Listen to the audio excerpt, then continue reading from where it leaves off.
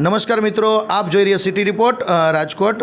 આજે હળવદની વાત કરવા જઈએ ત્યારે ગીતાબેન રતુભાઈ કુંવરિયા કરીને એમની જે એક હળવદ પોલીસ સ્ટેશનમાં અરજી થઈ છે અને હકીકત એ લોકો શું કહેવા માગે છે અને પોલીસ એમના વિશે શું એક્શન લીધા છે, જોતા રહો સિટી રિપોર્ટ હળવદ સાથે।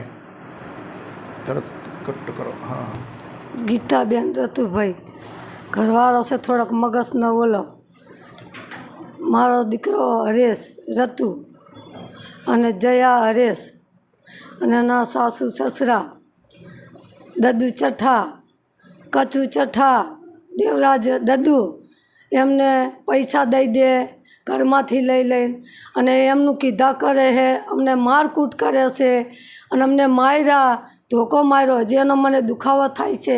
પોલીસિટી કોઈ જવાબ દેતું નથી, કોઈ સાંભળતું નથી અને અમને એમ કહે છે કે તમને પેટ્રોલ છાંટીને હળગાવી દઈશ તો તમે ઘર બહાર નીકળો અને કે બધું તમારું છે ને હળગાવી દઈશ અને જે કરવું હોય કર, મને કોઈની બીક લાગતી નથી। એવી એમનો એને સાસુ સસરા, એનો કાકાજી સસરો બધા સાથ દે છે। પેટ્રોલ છાંટી અને હળગાવીને મારી નાખી, સટરિયું લઈને આવ્યા હતા અને મને ધોકો માર્યો, એનો હજી મને દુખાવો થાય છે। પડખામાં પથ્થર માર્યો, મને હજી દુખાવો થાય, છાતીમાં મોજણ થાય છે, બહુ માથા પાડે છે। એના સાસુ સસરાનું કીધું કરે અને અમને એમ કે તમે ઘર બહાર નીકળો તો કેવું ગાડી મારી નાખીશ। એની બાયડી, એનો હરેશ, એના સાસુ સસરાનું કીધું કરે બધું। મારા બેંક છોકરો, એક છોકરો ગાડા હાજર જેવો।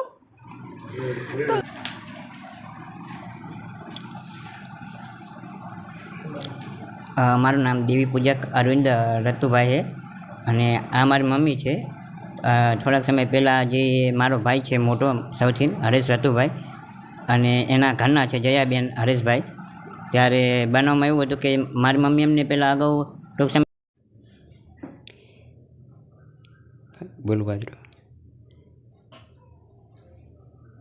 તારીખ બોલું પહેલાં સવારમાં હું બહાર જવા નીકળ્યો 15/3/2024 તારીખ, અને પછી બહાર જવા નીકળ્યો ને વર્તા વર્યો ને એટલે પાછળ મને ઘા કર્યો પગમાં, એટલે હું પડી ગયો। ભાઈ નાથાભાઈ ઘા કર્યો એટલે હું પડી ગયો એટલે પછી મને માથામાં ઘા કર્યા ને પછી મને ભાન નહોતી રહી અને પછી મારા છોકરાને ઉપર બે બહાર જવા નીકળ્યા હતા, તે એ તરત આવીને મને એને આખો કાઢ્યો એ પછી કે તું આઘી રહે ને તું તને મારવી ગયું છે કે, પછી એમ કહી અને અમારા છોકરાને વહી જઈને પછી મને કે હવે તને મારી જ નાખો નહોતો હાવ, પણ કે હવે તું રહી ગયો કે એમ કીધું, એટલે પછી મેં કીધું ભલે મારી નાખો નહીં, ભલે મારી નાખે કીધું, પણ પછી એ લઈ ગયા દવાખાને।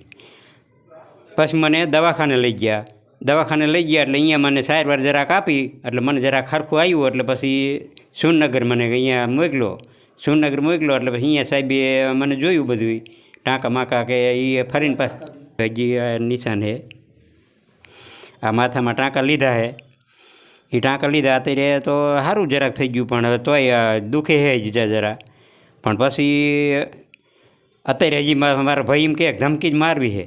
પછી મેં કીધું પોલીસ આગળ હું જીવો, પછી પોલીસ સાહેબે એમ જ કીધું કે તમારે હવે ફાઇલ ફાટી ગઈ, તમારે કંઈ અત્યારે ન થાય, હવે કે સમાધાન કરશે તમને, પણ સમાધાન કંઈ કરવા કોઈ આવતું નથી અને પોલીસ પાર્ટી મને કંઈ જવાબ દેતી નથી।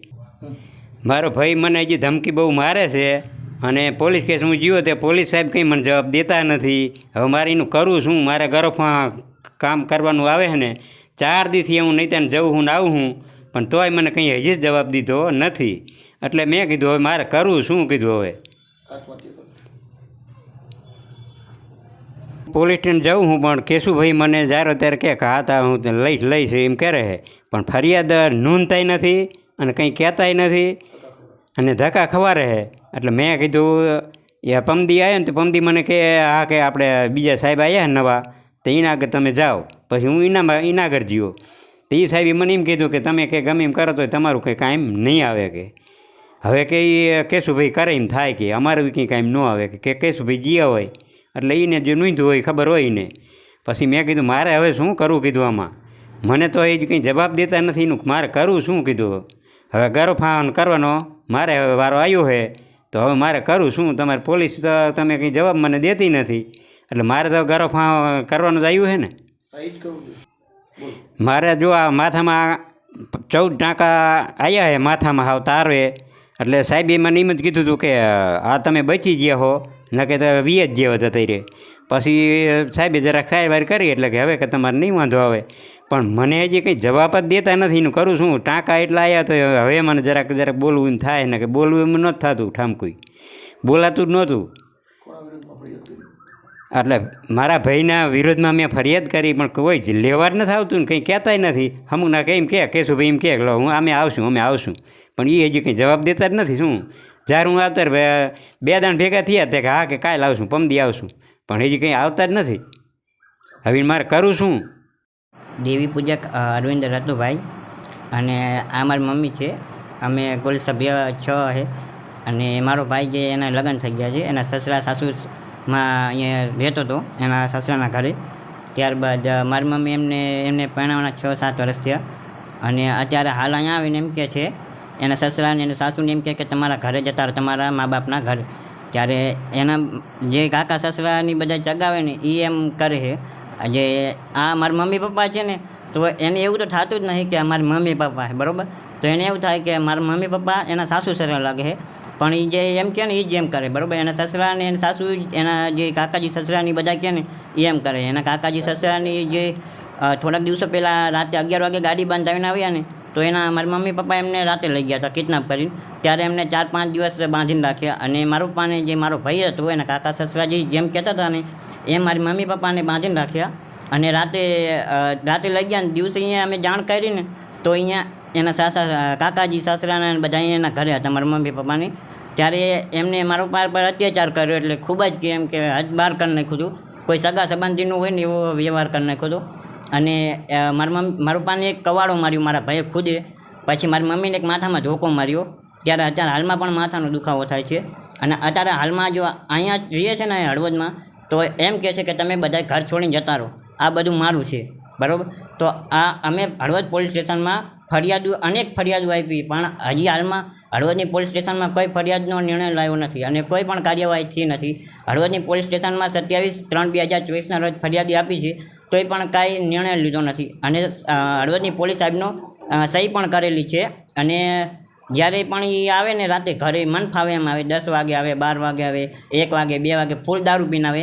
એની બારી પણ જેની મારા ભાઈની જે ઘરવાળી છે ને એમ કહે ને આમ કર, તો એ એમ જ કરે, કોઈનું સાંભળે જ નહીં. એ જેમ મન ફાવે એમ જ બોલ્યા રાખે. અત્યારે હાલમાં જો આજ સવારમાં મારી મમ્મીએ કીધું કે તું અમને ધમકીઓ ન દે મારી નાખવાનું, પેટ્રોલ નાખીને મારી નાખવાની ધમકીઓ દે, તું કાંઈ પણ કવાડો ધાર્યું મારવાની કોશિશ ન કર, હાચાલીકી ન કર, તું તારા સસરામાં રહેતો હતો તો તારા સસરામાં તું જતો રહે. તો મારી મમ્મીએ એમ કીધું ને, તો મારી મમ્મીને મારવો તરાનો બાલ ઝાલીને મારવા માંડ્યો. અને ત્યારે પછી એને કીધું કે તું જતો રહે. તો એમ કહેવા માંડી કે હું કપડાં ફાડીને અને પોલીસ સ્ટેશને જવું કે. તો હાથે પોતાના કપડાં ફાડી નાખ્યા મારી ભાભીએ, અને બાલ વેંકીને અને પોલીસ સિટીએ જતા હતા. ત્યારે મારી મમ્મીએ કીધું કે હું પણ પોલીસ સિટી આવું છું, અમે ઘર ફેમિલી, અને મને પણ સાયકલમાં